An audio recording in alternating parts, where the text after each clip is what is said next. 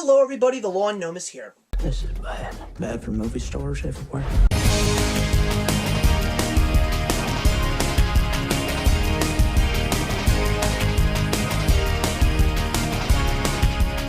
Today I'm here to review the brand new film from the Coen Brothers, and also one of my top 10 anticipated films of 2016. Their brand new homage to 1950s Hollywood, Hail Caesar, starring a barrage of fantastic actors including Josh Brolin, Scarlett Johansson, George Clooney, and Tilda Swinton, along with a whole bunch of cameos that we all were anticipating, as well as cameos that we probably never would have expected.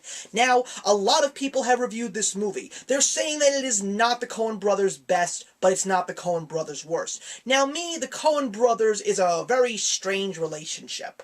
I truthfully feel that The Big Lebowski is their greatest achievement, and it's also one of the greatest films of all time, especially when it comes to comedy. That movie is just something truly special to me, and it really changed my life and allowed me to grow as a film appreciator. However, I know that the Coen Brothers make very good movies. They're very unique. They're very outside the box. But I just never saw myself truly loving the Coen Brothers' work as much as so many other people. I just didn't like them. So please, before you start sending me your hate mail, I'm not saying that they're bad movies. Everyone is entitled to like certain things and dislike others. And I've already butted heads with so many people who love Stanley Kubrick films and movies like Apocalypse Now, but I just don't care for those movies, and that's the way I feel about other Coen Brothers movies. But Hail Caesar is a movie that I really thought was going to bring us back to the charm that The Big Lebowski gave us. And yeah, I agree with a lot of people. It's a fantastic, backhanded love letter to Hollywood, and it really captures the 1950s. But is it their best movie? No, it's not. But one of the few things that they did correctly was they made it vastly entertaining. It's the story of Eddie Mannix, who is played by Josh Brolin, and he is basically the super of a gigantic apartment building, and that apartment building is Capitol Pictures movie studio. And it's his job to make sure that everything is running smoothly, and it's all about him in a typical day just solving all the problems. Whether it is around the big production, Ben-Hur-like film Hail Caesar, which is missing their big star Baird Whitlock, played by George Clooney, or if it involves a actor who is usually the typical cowboy in Alden Ehrenreich, who is forced into playing a dramatic role, or one of the biggest starlets played by Scarlett Johansson, who is trying to solve an issue with the fact that she is pregnant to prevent it from hitting the tabloids and the papers. So it's got a lot going on in this movie. That's one of the few things that a lot of people took away from this movie, and because of the fact that that was the case, a lot of people feel that it really took a lot away from the film. Although I see where they're coming from, but I didn't quite think that it took so much away from the film. I kind of feel that the massive story, with all of the goings-on, is just trying to elaborate on how gargantuan the movie industry can be. Do I feel that there were some scenes that were not necessary for the film? Yes, I do believe that there were certain scenes that really didn't need to be there, because those scenes were more of an extension of something that we already knew was going on. So the question is, why do you elaborate on that more?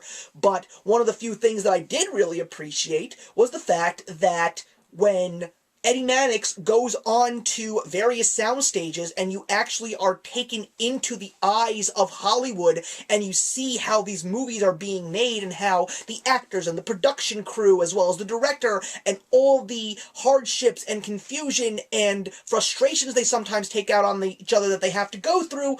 I really appreciated that they showed that. And even Channing Tatum's character showing a musical number that is supposed to bring out the inner Gene Kelly and all the wonderful Hollywood musicals that we had in the past.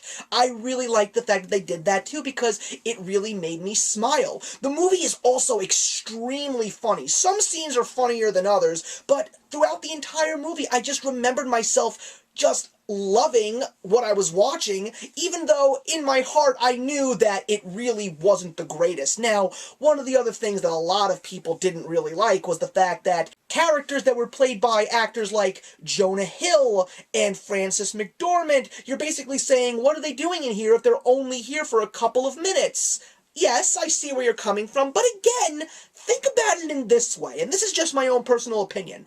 If this movie truly is supposed to be an homage or a backwards love letter to Hollywood, why wouldn't you want to be a part of this movie, even if it only is for a couple of minutes? This movie, to me, definitely has rewatchability. I would love to watch this movie numerous times because I just really found myself vastly entertained by it. I think that Alden Ehrenreich, who plays Hobie Doyle, the typical cowboy character, was probably the best part of the movie, next to Josh Brolin, to a certain extent Ralph Fiennes as well.